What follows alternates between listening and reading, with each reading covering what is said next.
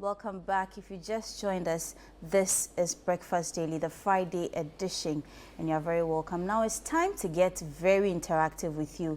This morning, we want to engage you on a very topical issue that is bothering all of us right here in the country. We are asking you about galamsey, illegal mining, and the question we are asking you this morning is, should we place a temporary ban on all forms of small-scale mining? Should we place a temporary ban on all forms of small-scale mining? We would love to hear from you. So you can call us on the number 026 400 7720, 026 400 7720, or you can send your WhatsApp messages via the WhatsApp number 020 444 7033, 020 444 7033. That's the WhatsApp number, and you can also send us your comments via social media using the hashtag Breakfast Daily. Kweku, yesterday we talked about small scale, we talked about galamsey. I mean, we've been talking about this issue in the last couple of weeks because the conversation has become very dire, and it's important that we talk about it. I don't know how you feel or what you think about the question we are asking. Do you think we should actually place a temporary ban? I think a temporary ban is long overdue. We should ban and ban in entirety. No form of small-scale mining should go on anywhere in the country until the water bodies come back to their original state. That's my opinion. Now, let me just clarify, because Honorable Mekuduka, together with the Small Scale Miners Association and so on, are saying that they don't necessarily agree with an outright ban. Now, here's why I'm saying what I'm saying. The tools, the means, the mechanisms, the strategies for extracting gold when you're doing it small scale across the board is very similar, right? So they go into forest areas. They say they are going to do prospecting. Prospecting means they end up cutting down trees. Then before you realize, they've started mining. Even though there's a prospecting license and there's a mining license, you're going to go into prospect. When you say that, oh, we think there's gold there, they will give you the license to go ahead. But before you realize, we've had stories of this, where before you realize, somebody was given a prospecting license, the person has already started mining, right? And a lot of this galamsey money goes through the black market. It doesn't go through IPMMC, the PMC, that's Precious Mining Minerals, Commission. So all of it, there's all kinds of murkiness and illegalities that are going on there. Now, with the Small Scale Miners Association, they are legalized. So it's not illegal. They are legalized. But guess what? The mechanisms and the tools and the means and all of those things are not too different. So for me, the issue is that because we have it's a state of emergency that we need to declare that our water bodies are in crisis, our forests are in danger, right? And if we put a temporary ban, I am looking at a minimum of 4 years. Okay, because it takes a while for the water bodies to recover. However, we noticed that in certain areas around the country, we noticed that when there was the aggressive clamp down, okay, back in I think 2017, 2018 by the government, the water bodies in some places started to recover. Which means that thankfully nature is quicker at doing the recovery process than we ourselves. Do you see?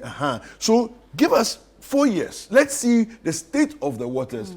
If things have improved drastically and the waters are clearer and the NTUs that the Ghana Water Company, their measurement of turbidity, right? They are saying that it should be, they are looking at treating water that is about 2,000 NTUs. Right now it's 14,000 NTUs, which is the level of turbidity, right? That's serious. Drinkable water should not be more than 5 NTUs. Right, so you give them 2,000, they will process it nice and easy, it becomes 5 NTUs. It's clean, it's clear, it's good to drink. This is how it works. Now, until the waters come back to 2,000 NTUs, we should not, release the ban. Right. That's my opinion. Great. Yeah. We have a call on the line. We have a caller calling from Kumasi. Hi, good morning. Good morning. Hello. Hello. Good morning. Hello, good morning. Hello. Good morning. Welcome to Breakfast Daily. Thank you. Right, let's hear you. Ketri, the NT. Hello? Hello. Okay. Right, we lost him. Kweku, I agree with you. I mean, you've said all that there needs to be said, but just to add up, I think the temporary ban alone would not be enough because, look, I'm a Ghanaian and I know how stubborn we can be. So now, when the temporary ban or even the ban is placed, we need to do more than just the ban. We need to enforce that. We need to make sure that there's some level of law enforcement, that the people do not sneak into the forest areas or the mining places to go do it behind, our backs. Yeah. Because if the ban is placed and we are trying to recover these water bodies and somebody somewhere is trying to pull a smart one on us and is going to do it, then what are we doing? Yeah, but I think, okay, we have Edu Jemfi back on the line. Hello, Edu Jemfi. What's that? Yes. Bajo Kasawai. It's you. What's that?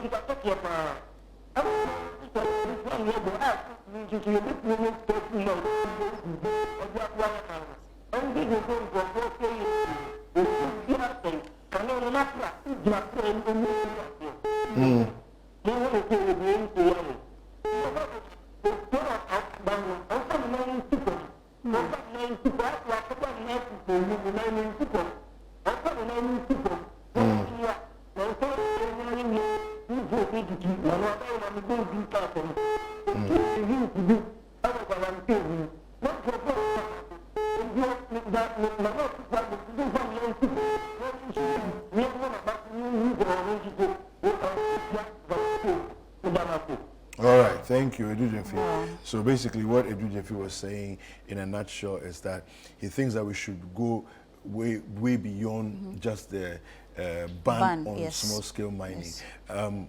I want to clarify something. So there's small-scale, which is also known as artisanal mining. Okay, so we have small-scale artisanal, and then we have the large-scale. Now, large-scale, by its definition, historically has always been underground, right? Underground, as in you will not even see the miners. Yeah. You won't see them. They are, several feet underground. You won't see them, right? So there's no damage to forests. There's no damage to river bodies. If they are beneath, there are many feet beneath the level of the river that is passing on top anyway. Do you understand? And it's been going on for hundreds of years. So you have the likes of Ashanti Gold, the famed Ashanti Gold, and so on, who have been doing this. So they have the kind of equipment that are very, very expensive. And it's not anybody who can just get into it. These excavators that we are buying, they are cheap. It's cheap change compared to the kind of equipment that the large-scale companies are using. Right. They don't touch river bodies. They don't touch forest reserves and so on. They go deep underground, and whatever they do is underneath the surface of the ground. Okay, so that's different. The small scale and artisanal mining we're talking about are those that don't have the means, the finances to go all the way into the earth's core to go and look for gold in the core. So they look for it near the surface. So river bodies, forest cover, You know, it's surface level. Surface level. Just maybe a few feet, however deep they can dig with an excavator. That's how far they go, you know. And Kweku, so far we've seen the disaster or the level of damage that this is doing to our lands, our trees, our forest reserves. Yeah. And then we keep forgetting that these trees in the forest areas, we have a caller. Let me just speak to the caller and then we'll continue. Sure. Hi, good morning. Good morning. Thank you so much for calling from Takrady. What's your name? All right, let's hear you.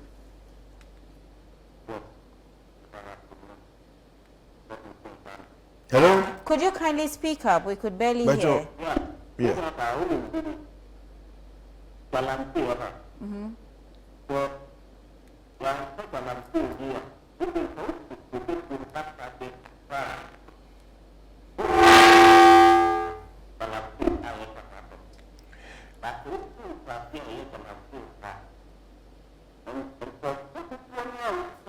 Bajo, hello? Hello? Hello?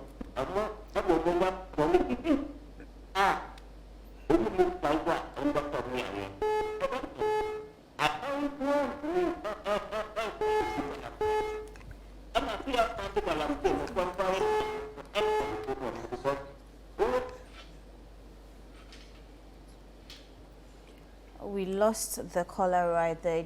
You can also send us or join the conversation by sending us WhatsApp messages. Please send us messages and we'll read them for you. The number to send the message on is 020-444-7033. 020-444-7033. Do send us your WhatsApp messages via that number, or you could also join us on social media at ChannelOne TV GH using the hashtag Breakfast Daily. Right. So this message here says, hello, good morning. My name is Ellis Ni Adote Ado. Well, for me, I think small-scale mining should be abolished in Ghana before it escalates into something big, because small-scale mining causes land degradation, water pollution, and others. So with this spectrum in mind, I think it should be completely abolished and not just banned. Okay, so... there's another one here that says, of course, yes, a temporary ban is right at the moment, but that message didn't come with a name. Anyway, so keep the messages coming. Right. So as I was saying, we forget that these trees took years. Yes. Some took so many some years. Some of them 100 years old, some of them more than that. Exactly, to grow. And if we are destroying them now, how long do we think we are going to even fertilize, recover the land to even plant or grow these trees? We've been propagating, planting trees and all of that to keep the city and Ghana clean and then green. But we go into our forest reserves and we are losing it. You know, yesterday you and I were having this conversation in your car when we were stepping out of the office briefly. And I was like, if the people who are mining are not, excuse me, sensible enough to see that this is the damage they are causing to our land, or this is the damage they are causing to all of us, what about the financiers? What about the people pumping the money into these small-scale mining businesses? You are educated. You know better. Instead of you guys to advise them to stop what they are doing, it's like you are rather the backbone behind what they are doing. And yesterday I said, but it's greed. I said Greed doesn't here care. that at the end of the day, when the when the issues come, you don't deal with it alone. I don't deal with it alone. Yeah, but they have enough money. They've made enough money. They'll leave the country for the rest of us. That's what happens. It's greed. When a thief comes to your house to come and steal, do you think they care about you? No, they don't. So it's not about education, because there are people who are very educated but don't care. It's the lack of maybe it's simple. It's that with a lack of care for the nation, lack of love for the nation. It's like all we are bothered about is how much can I personally make for myself and my family for as long as possible. Yes, we have 2 million, but it's not enough. We want 20 million. So we will continue. We will destroy more water. We will destroy more rivers. We will destroy more forests because we don't care. All we care about is how much more money we can stash and save away for ours. That's really what it is. That's what it boils down to. you know? Right. Yeah. Kuku, I have a message here that Go just ahead. says, good morning. Please, with regards to the Galamsey issues, Hmm. we should blame our chiefs. This is because they give out the lands to these Galamsey operators.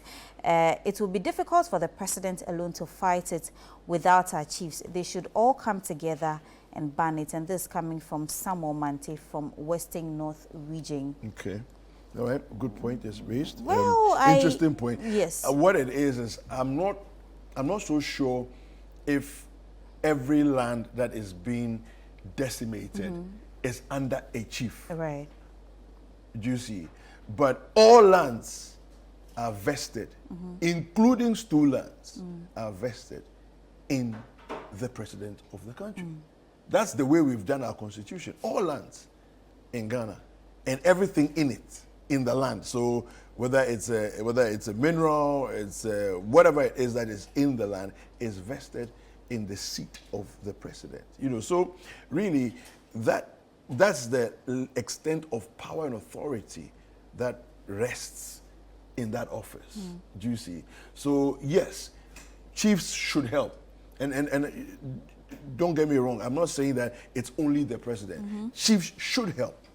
They should be on board. They should also be gatekeepers in their communities, right? We all should be gatekeepers in our communities, wherever we live. We should blow the alarm. We should expose them. If you see what happened in Achim Esum, Right. Achim Esum, beautiful story. Just this week, 10 mining companies have been rounded up and booted out. Yes, because the chief and the youth say enough is enough. That's what we're talking about. So yes, it's not just about the president, even though the buck stops with him, right? If you think about the level of authority and the power that is available to him as the president, it's very wild. Okay, he's a commander-in-chief of the Ghana Armed Forces, number one. Yes. His vice, who works for him, okay, is the head of the police council. Right. Think about that. Look at the level of authority. Do you understand? So all the MMDCs, he's the one who appoints them. Right. So he, the president, and his boys are there. So you think about the level of authority and influence and his potential ability to solve the problem. And lately, the fight against Galamsey has been a very conversational issue on the mouth of many. People are calling out the president, of course, as well as the Lands and Natural Resources Ministry to deploy military assistance to fight this cause, because like you rightly said, the issue that happened in Achim Esum, where the people in the town had to sack the illegal miners, if all of us in the various communities are able to stand up to fight these illegal miners, rather than joining forces with them to mine or to extract gold and destroy our water bodies, I think it will be a good start or a step in the right direction. Now, as I said, if the police is not able to stop them, because sometimes these Galamseyers feel like they are so immune to the police, or to some extent they feel like, oh, when the police comes, it's just going to be like some sort of a conversation. They arrest them today, tomorrow they've been bailed out. Yeah, because their financiers are very powerful people, right? So it's not a problem if you arrest them. Okay, some have been arrested and successfully been prosecuted, but the majority. And before you realize a phone call has come, people have been released, you know, and that's why they are daring. They are daring like that because they know they are almost untouchable in a certain sense, right? But we want to remind you of what happened at Achim Esum. Let's take a look at this clip.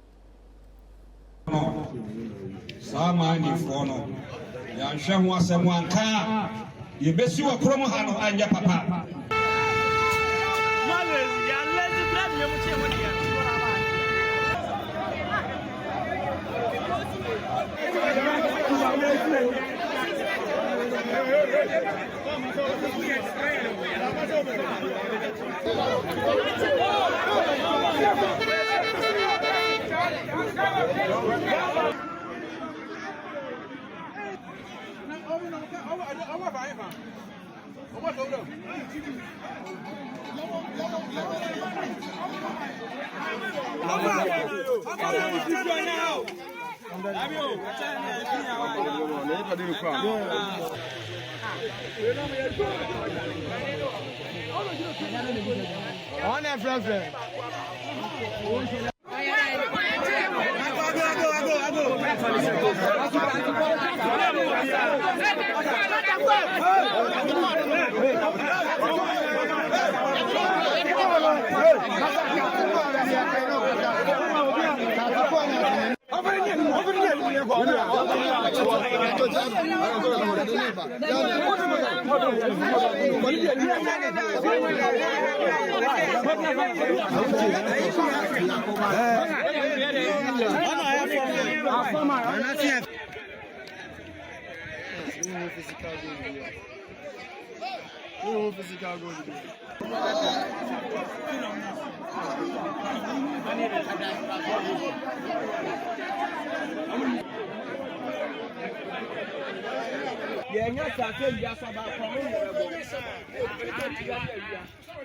You not blessed it.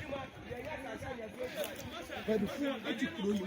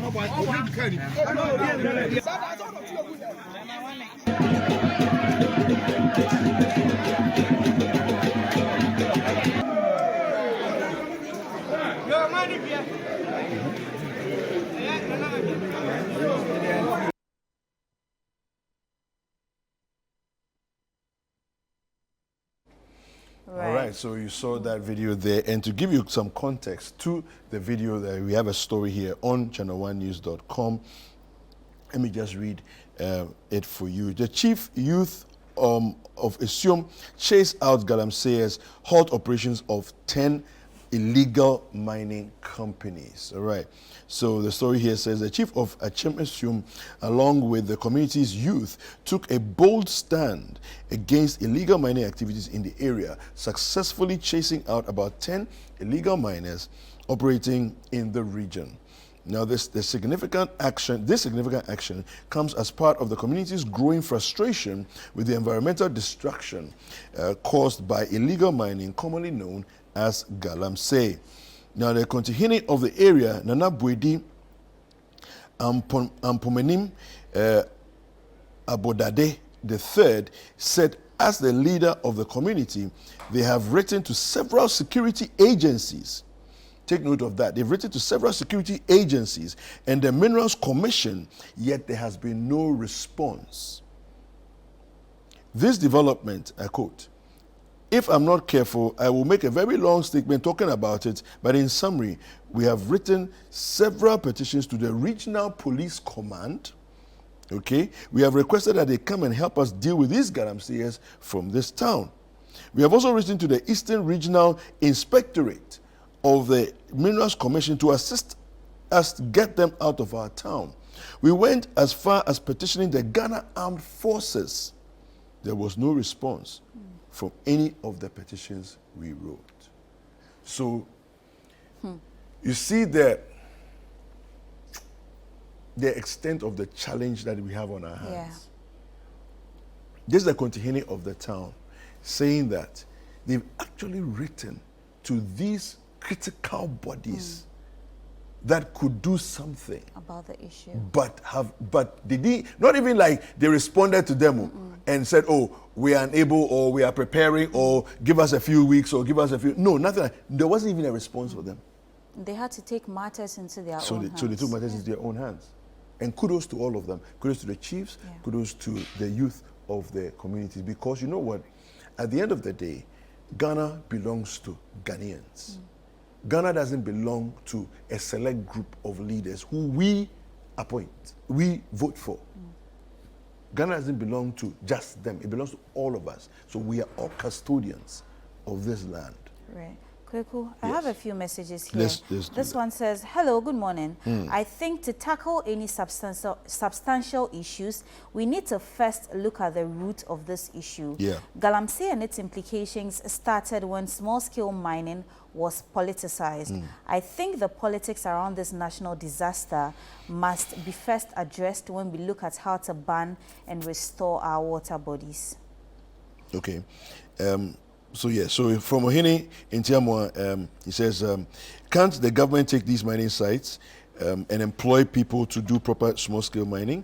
He says, I'm watching live from, okay, another message says, I'm watching you live from Agona, Kwaman. I think small-scale mining should be banned permanently, not even temporarily. This one says, we have one of the best military in Africa, and we cannot stop this in 24 hours. The commander-in-chief just have to give the order with no interference, and the military would deliver in just 24 hours. This one says, it's coming from Claudia in Adabraka, says, good morning, Jifa and Kweku. I personally support the complete ban on small-scale mining. We are destroying our nation, and if care is not taken, our country will no longer be habitable. Small-scale mining has polluted rivers, fouled the environment, and destroyed many farmlands. Fellow Ghanaians, it's time to act now. Godwin from Takoradi says, good morning. For me, I wish surface mining should be banned completely. And if anyone wants to mine, they should go underground. All right, yeah.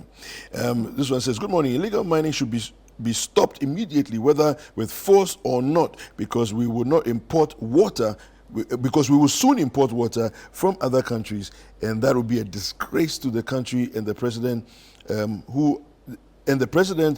presidents and people who are involved themselves are well educated. See how the rivers have been destroyed.